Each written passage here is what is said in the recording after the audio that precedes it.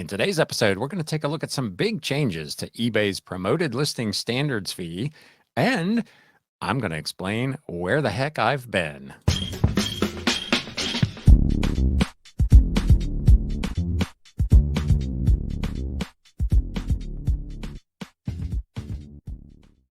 What is up, Galaxians? Welcome to episode number 190 of the Galaxy CDs, Rocks, and Flips Reseller Talk podcast.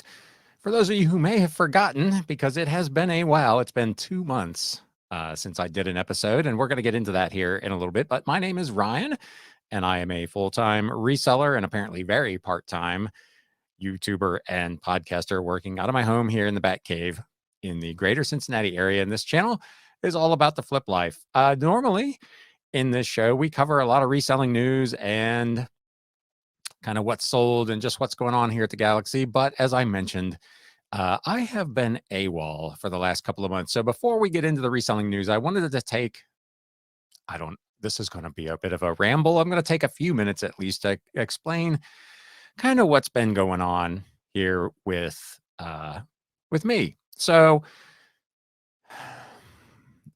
there's been a lot of things that have all kind of conspired together. They've all kind of reinforced each other and amplified and magnified each other to the point where obviously the show just hasn't been on. It hasn't been a priority for me over the last couple of months. So I reached a point where I felt like, at least for me, the show was becoming a little bit stale.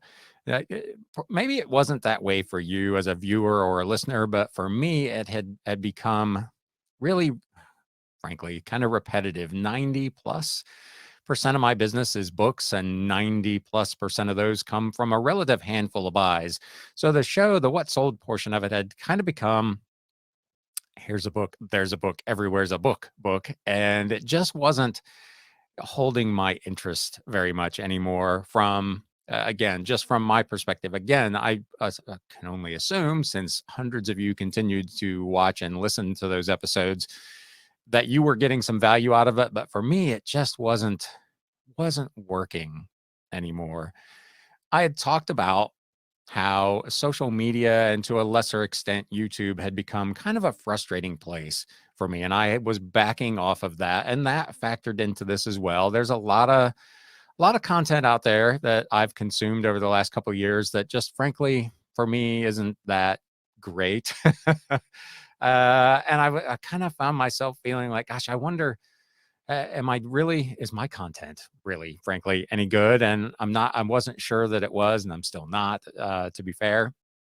And all of those feelings kind of compounded what was really the primary cause of it wasn't really even a decision to not do the show anymore. I actually had 2 months ago, I had all my news articles prepped, and I had a big what sold section, and it came time to record the show, and I just literally could not do it. And the reason is, and this is something that I probably knew something wasn't right, but I didn't know quite what, if that makes sense. But I have been dealing for probably longer than I would care to admit, but dealing with it in a much more kind of extreme way over the last several months, what might be described as highly functioning depression. So it's been a bit of a mess for me, and I'm not. I want to be clear. This is not I'm unfunctional, can't get out of bed, incapacitated kind of depression. This is, as I said, kind of a highly functional. I'm able to do the things that I need to do to maintain myself and my business. In fact, my business has been fantastic. January was my best month ever, and we're just about to close out February, and it's going to be my best February ever. So business has been very good. I've been able to maintain that. But finding the extra energy to do much beyond the absolute bare minimum became increasingly difficult for me. I have lost a lot of passion for things that I was very passionate about. This show being one of those things, reading being another one. At this time last year, I think I had completed 12 books reading 12 books in the first 2 months of the year. In the last 12 months, I have not completed a single book. I can't get more than a chapter read, and I'm just done. I'm over it. I'm not inspired by, really, to be fair, much of anything. And it is not a great place to be. Music would be another one. I have tried on multiple occasions to launch and or relaunch the Ryan's Random Record Hour podcast, and that is another one that I just have not been able to maintain the passion or the energy to be able to do. So that's where I'm at. That's where I've been. I've been trying to get myself right and find a way back to feeling something but frustration and irritability with pretty much everything, which is kind of where I found myself as we got kind of to the end of December. And like I said, those things kind of just fed off of each other because I was feeling depressed. It made the show seem even flatter and less interesting and less fun than it probably really was. And that in turn, feeling that way made me even more depressed, which made the show seem even worse. And it just finally all reached a point where literally, like I said, when I got ready to sit down and do the show, I just couldn't do it. And I left those things kind of in my folders for several weeks, and it became clear that I was not going to get myself in a position to do that show. And I finally deleted all that stuff. So that's where I'm at. And I've been debating for several weeks now as I work through the things I'm working through to try to get myself in a better place, whether or how I wanted to address it with you, my audience. I appreciate many of you have reached out to me over the intervening couple of months, either on Instagram or by email or just leaving a comment on a YouTube video, which I appreciate very much. It has been incredibly helpful. I, I just go down a total side tangent here. I have a little local watering hole that I frequent, and they kind of did the same thing. I stopped going. I just didn't feel up to going after having been there probably on at least a once a week basis for several years. And after a couple of weeks, someone from there actually reached out to make sure I was okay as well. And I can't tell you, when you're in that kind of place, having people that reach out and, check on you, really, it means the world. So I appreciate all of you who did that and all of you who have, continued to watch and or listen to the show. Like I said, I've lost a few subscribers, which is, I guess, to be expected when you don't do any content for 2 months. But by and large, people have continued to watch and listen to the old episodes, and I appreciate it very much. I wish I could tell you what the future was going to hold for this show. Obviously, I'm here today, so that's a good thing. And to be fair and to be clear, I'm not talking about the show, not me. I'm clearly here, and I'm not going anywhere. The level of issue that I'm dealing with is not one where I've, had any consideration of suicidal thoughts or anything like that. I'm not. It's not that level of depression, but it is definitely enough to have kind of just taken the passion for some things in life and the energy to do those things, at least to the level that I wanted to do them, away from me for the time being. So, gosh, I'm sure that was really uplifting. But thank you for listening. Thank you for participating. Thank you again for reaching out. And I finally had reached a point after a couple of weeks of considering this where I wanted to at least address this and let people know where I was and why I had not done a show, and to just kind of give an update on what's going on. So that's where I'm at for now, and we'll see what the future holds for the show. I obviously, it is something I enjoy doing, and it is something I'm passionate about, and I would like to be able to get back to it on a regular basis. And hopefully, as I move forward, I'll be able to get myself into a place where I can do that and we can all participate together. So thank you for bearing with me. If this, hopefully, one of the reasons I wanted to do this was to remind people that you need to take care of your mental health. I did an episode on that topic way, way, way back. and clearly didn't take my own advice and have kind of lost my way. So if this helps just one person kind of understand that you need to do that, then it will have been worth sharing what has been a less than spectacular time for your old boy Ryan here. But with all of that out of the way, eBay made a pretty big announcement today.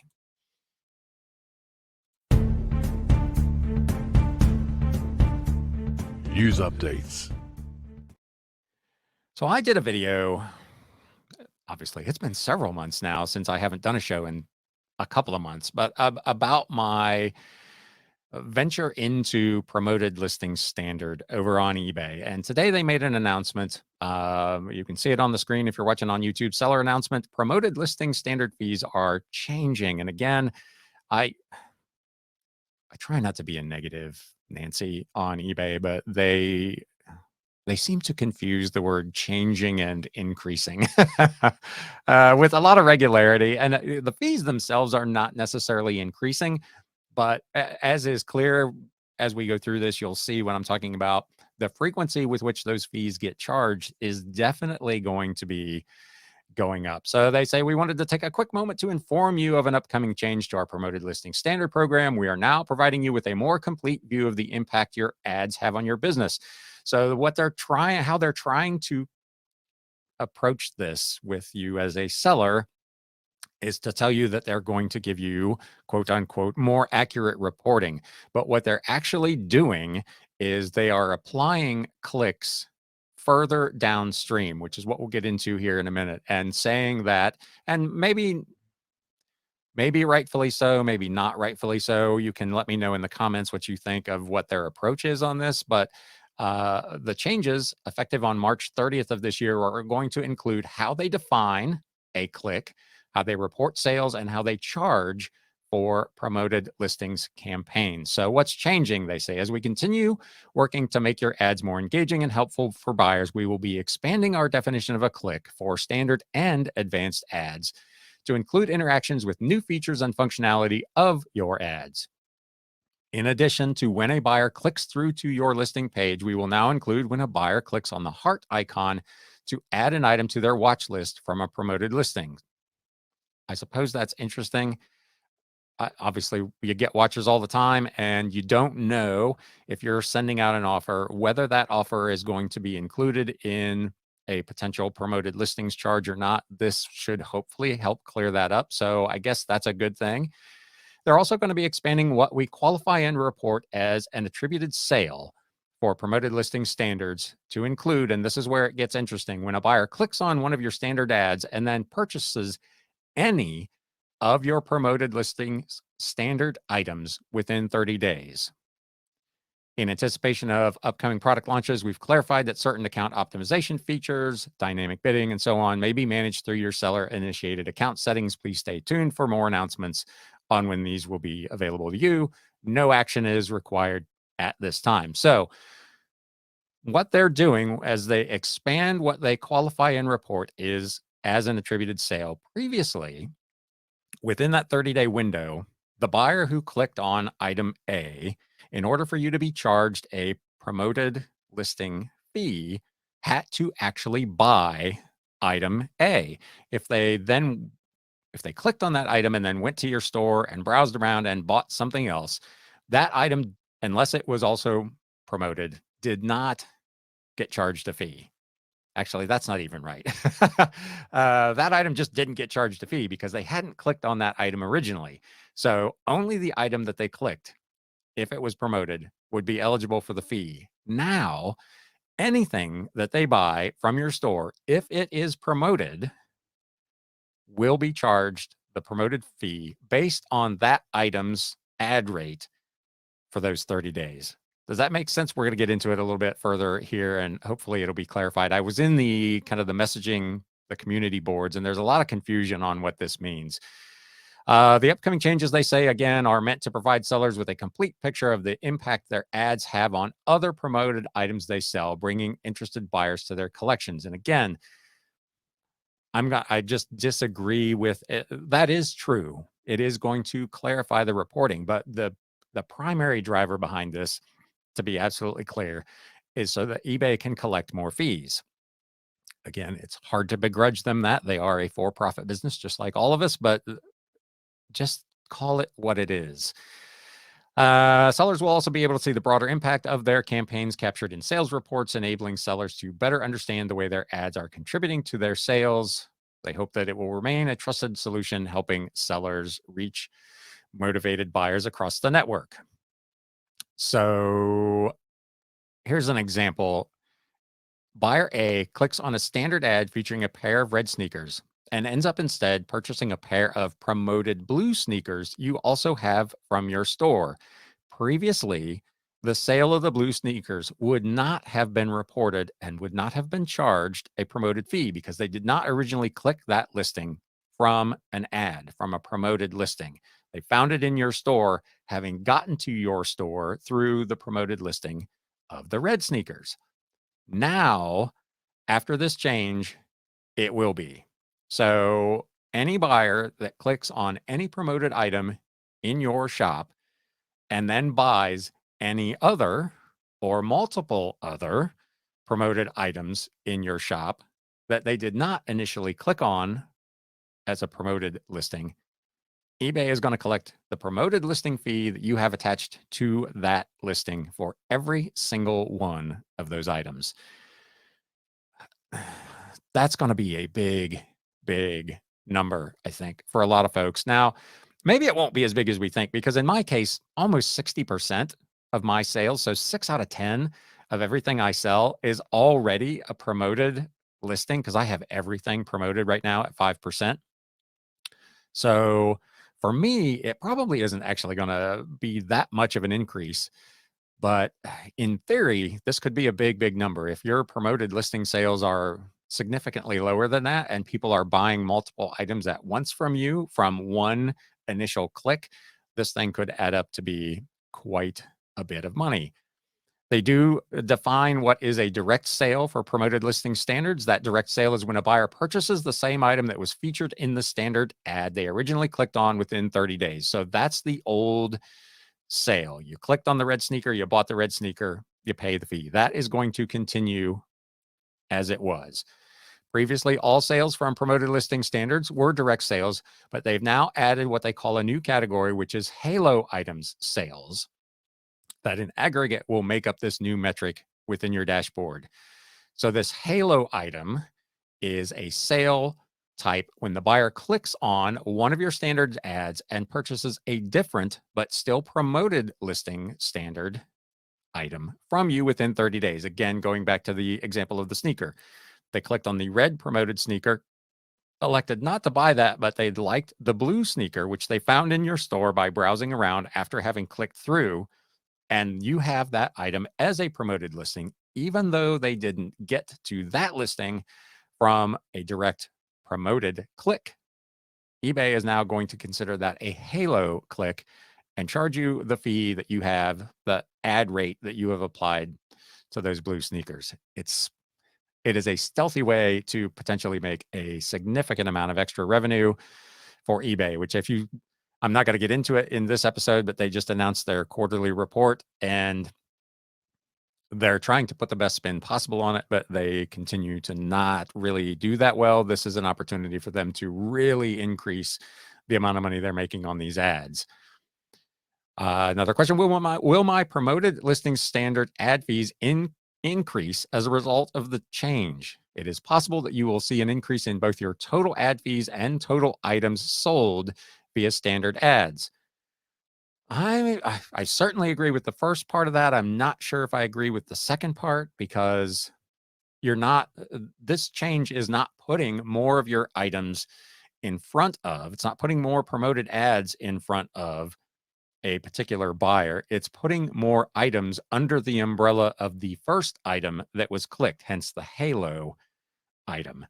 So I'm not sure I agree that you're necessarily going to sell more items. You're certainly going to sell more items that are classified as having come from the promoted listings standard program, because so many more items are going to qualify, but I'm not sure that that's necessarily representative of an increase in sales. It certainly is going to be an increase in fees. You will only be charged the ad fee if one of your promoted items sells and the same buyer clicked on one of your standard ads within the past 30 days.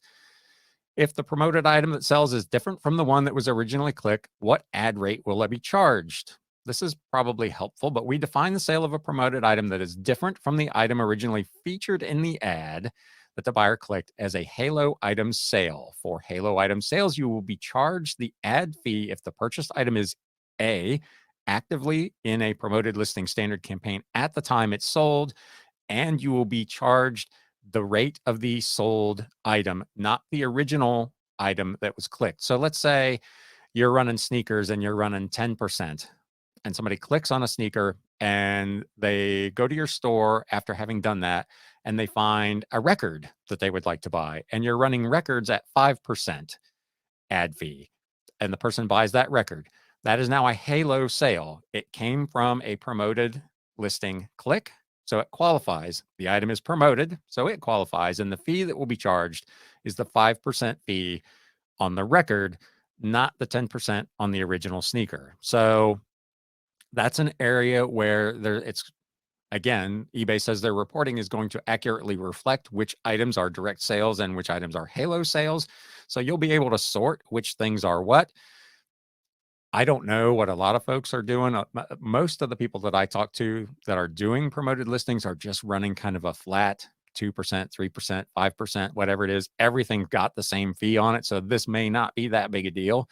But if you are running different levels of fees for different categories of products, you're going to see different charges based on the actual item that was sold, not the original click. And again, hopefully this is helping to clear this issue up, because I know it is a it is a bit of a confusing mess. They go on to ask, does this mean you are reporting and charging differently based on the item the buyer eventually purchases? And the answer, of course, is yes. That is exactly what they are doing. So this is a big, big change. As they say, there's not really anything you have to do. This is just going to kind of roll out automatically in a few weeks' time. What I say, March 23rd, March 30th. Yeah, March 30th. So at the end of March, this is going to go into effect. You may want to consider what you want to do with promoted listings. Again, as I said in my original video on this topic, it has generated enough additional business for me that it's, even with this issue notwithstanding, it's still worth doing. But this is definitely potentially going to cost you a little bit more money. You should be able to tell, again, if their reporting is as good as they say it's going to be, you'll be able to tell which items are Halo sales and how big of an impact it's had on your business. Because right now, you really have no way of knowing if somebody, again, clicked on that red sneaker and bought the blue one. All you know is you sold blue sneakers and you didn't pay an ad fee on it. You don't know necessarily if that person arrived at that particular sneaker from a previous promoted listing. Now you will, but you're also going to pay for the privilege. So that's that. Let me know in the comments, if you're watching on YouTube, what you think of this change. It's another, well, I didn't cover it again because I haven't done an episode in a while. eBay did make a final value fee increase in multiple categories that went into effect a few weeks ago. It was fairly minimal. I think it was like 0.35%. So it's like 35 cents on $100 or whatever it is. It was not a big, big amount. When the problem is that all of these things tend to accumulate. The Postal Service has raised fees 3 times in the last 18 months. eBay has raised fees a couple of times over that same time period. Now you've got another a program they are all but forcing you to use to get your listings in front of people, and now they're going to increase the breadth of which they are able to charge fees on those clicks. These things are fairly small in the individual metrics, but in aggregate, they tend to add up pretty quickly. And for sellers that are working on tighter margins, and I see a lot of folks out there, posting on Instagram or stuff, buying stuff for $8 and selling it for 15 or 18. And as you get nickeled and dimed on these different fee changes, it's going to become increasingly difficult to work on those kind of margins. thank heavens my gross margins are still 94, 95+%. I can absorb a lot more of this, I think, than maybe some other folks. So again, thank you for bearing with me for the last couple of months when I've not been around. Thank you for bearing with me at the beginning of this episode as I kind of laid bare my current mental and emotional state. It is, it's not been a fun couple of months. One of the things they tell me about the highly functional depressive people is that from the outside, nobody would necessarily know that anything is wrong. And I guess that would, if you've watched this video this far, you would probably say that guy's not at all depressed. He seems totally fine and totally happy. And again, it goes back to the energy required to do this. This is exhausting. I can put it together for 30 or 40 minutes and then I'm done, man. I don't want to talk to anybody. I don't want to do anything. So to all my friends and family who might be watching or listening that may feel like I have not been all that communicative over the last however long it's been, now you know why. So love to you all. Thank you so much for watching the show. And now it's time to sell. Thanks, guys. You have been listening to the Galaxy CDs Rocks and Flips Reseller Talk podcast. Thank you so much for tuning in, and we will catch you again next time.